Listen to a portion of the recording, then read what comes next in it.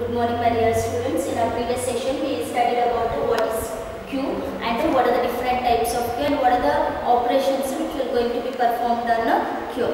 So, as we have studied that queue is the collection of ordered collection of elements in a FIFO order. That is first in a first out manner. Whatever the elements will be takes place, the addition of element and the removing of element can be done at different end. The elements can be added from one end and it can be removed from another end, that we have studied in a previous session.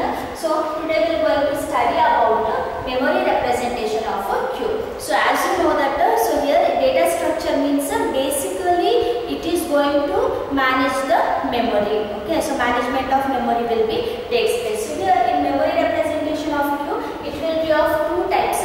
One is using array and another one is using linked list. So here using arrays, so as you know that array is a linear data structure, so it will uses the contiguous memory allocation. So here we have two pointers, one is front and another one is rear, where the insertion can be done from the rear end and the deletion can be done from the front end. That is addition of elements will be takes place from the rear end and the removing of elements from will be takes place from the front end. Okay, so here we have the condition that so before inserting or deleting we will use to see two conditions.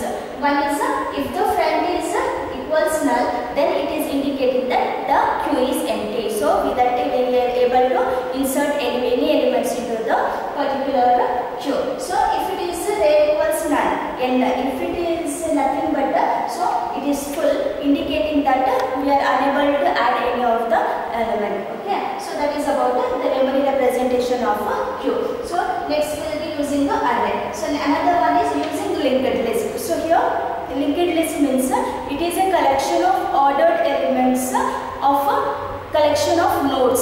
Okay, so how the elements will be arranged in terms of nodes. List means nothing but the nodes, where each node will be consist of two fields. One is data field and another one is link field, which is also known as address field. Okay, so here the data field will going to add the data into this, and in link field it is used to store the address of the next storage or the next node, because in one node we can add only one element. Suppose if you want to add the next element, again next node will be created, so with the respective address. So in order to link the next node, so where this address field will be noted. So see here, so header means it is the starting of pointer. So here in the starting node, front pointer will be placed, and in the last node the rear pointer will be placed. So here in the first node data field, data is stored, and in the second field, in the address field, the address of the second node will be stored here.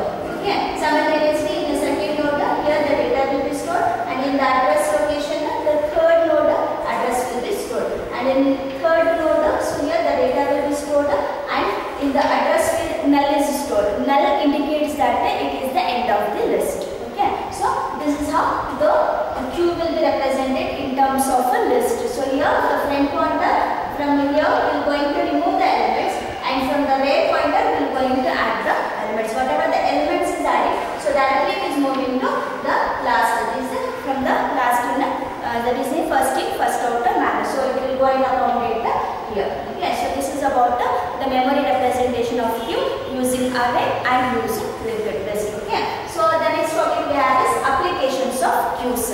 So as you know that queue is one of the linear data structure which will work as per the first in first out manner. So what are the applications will be? Applications means users. Okay, so where and all we are using the queues. So here in a simulation modeling. Simulation modeling means for example the machinery designs. Okay, so in order to design the big machineries, we need to keep some data and information. Okay, so in place of that we are using this queue, that is in simulation modeling. So then features of, in order to implement some of the features of OS means the operating system. In order to implement some of the features of operating system also we are using the queues in case of multi-programming. So where the multiple tasks can be run one after the other. In multiple programming also we are using the queues. Then in schedule scheduling algorithms. In scheduling algorithms, for example, in order to execute one or the other also, so we are using queues. Okay, so like that is so whenever we are executing the task, so the task should be takes place one after the other. Okay, so that algorithms also we are using, and round robin algorithms we are using the queues. And in order to build some application softwares in the sense like your Microsoft Word, Excel, okay, whatever your application softwares you are using, in order to build those application softwares also we are using the queue. So this is about the applications of queues. Okay, so next we'll move on to the algorithm for insertion, queue algorithm. Okay, so how the insertion will be takes place with the help of an algorithm. So here, see here, as I said that first we are checking the condition. What condition we are checking? In order to insert the element, first we are checking that whether queue is empty or not. If it is empty, then only we are adding the element. If it is not empty, we are unable to add the element. If it is full, we can't add it. Okay, so that is it. So here checking if ray equals n minus 1. Okay, n minus 1 means there will be almost all the elements will be have added. Okay, n means the number of elements. Okay, because the queue will be start from 0 to n minus 1. So here it will indicating that if ray equals n minus 1, print overflow. Overflow in the sense it is a condition. So where it will occur in all the data structures. Maybe it may be the stack, or it may be a queue, or it may be a linked list. In all the data structures, this overflow condition will occur. Overflow means if the already the data structure is full, and if we are trying to add some element into it, so such condition is termed as overflow condition.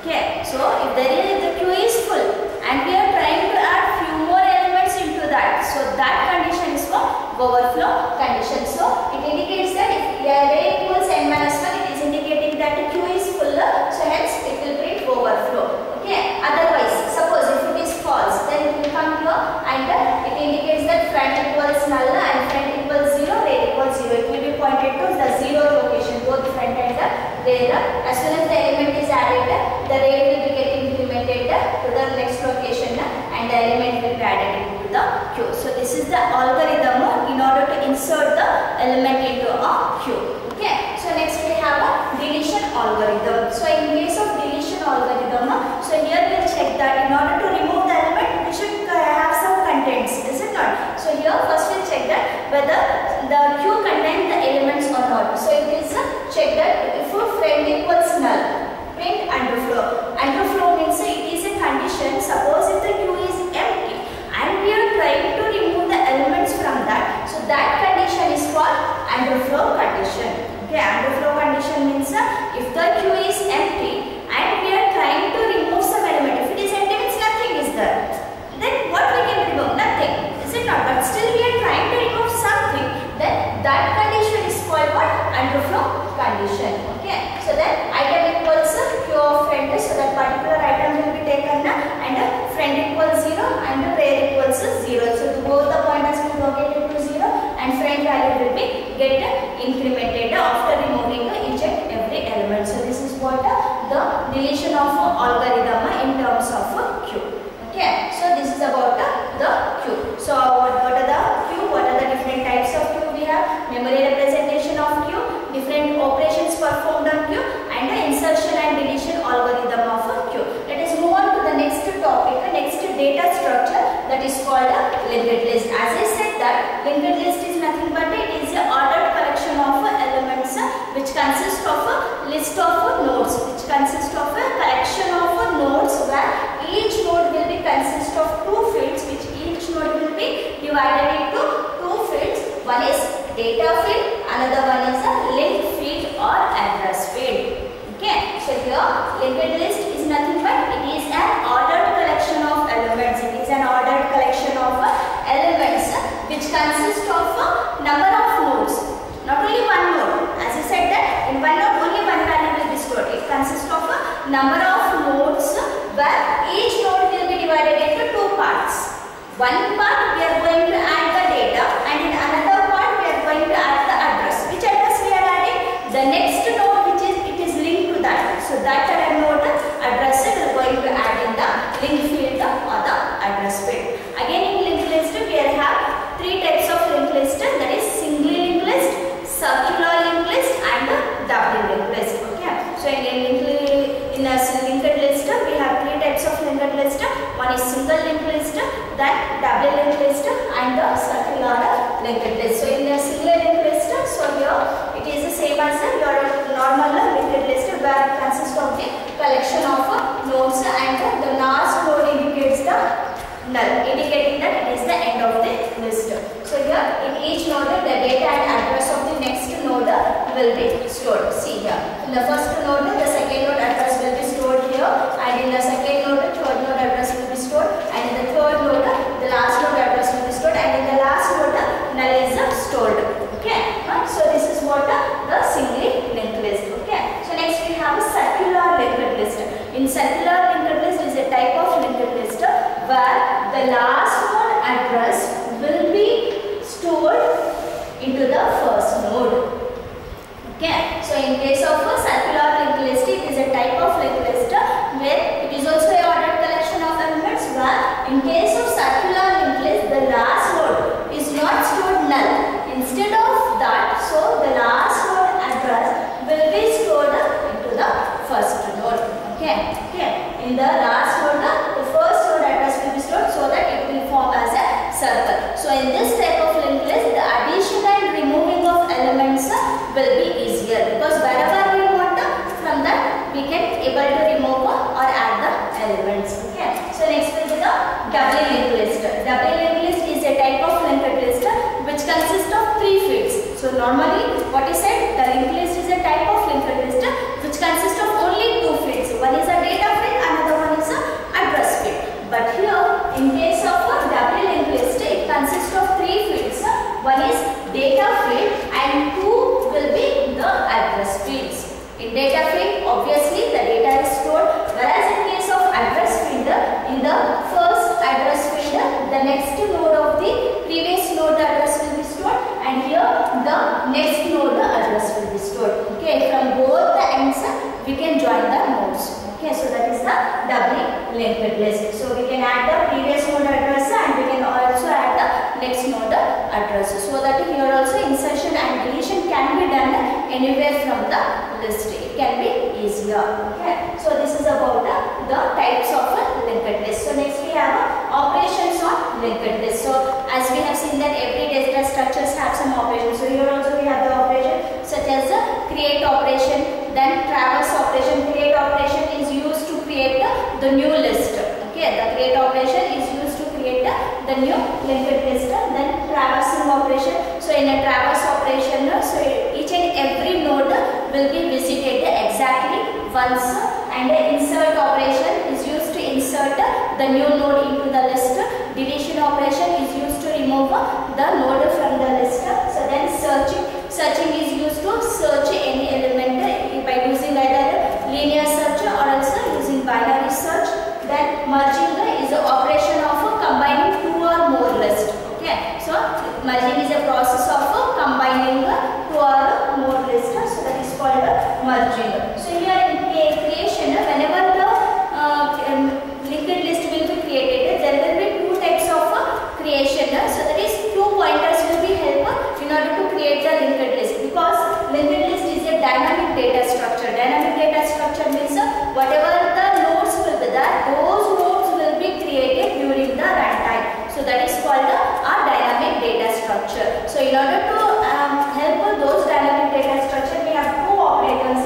One is new operator, another one is delete operator. New operator is used to allocate memory for the linked list. So with the help of a new operator. So here the delete operator is used to delete the already allocated or free of the memory which has been allocated by the new operator.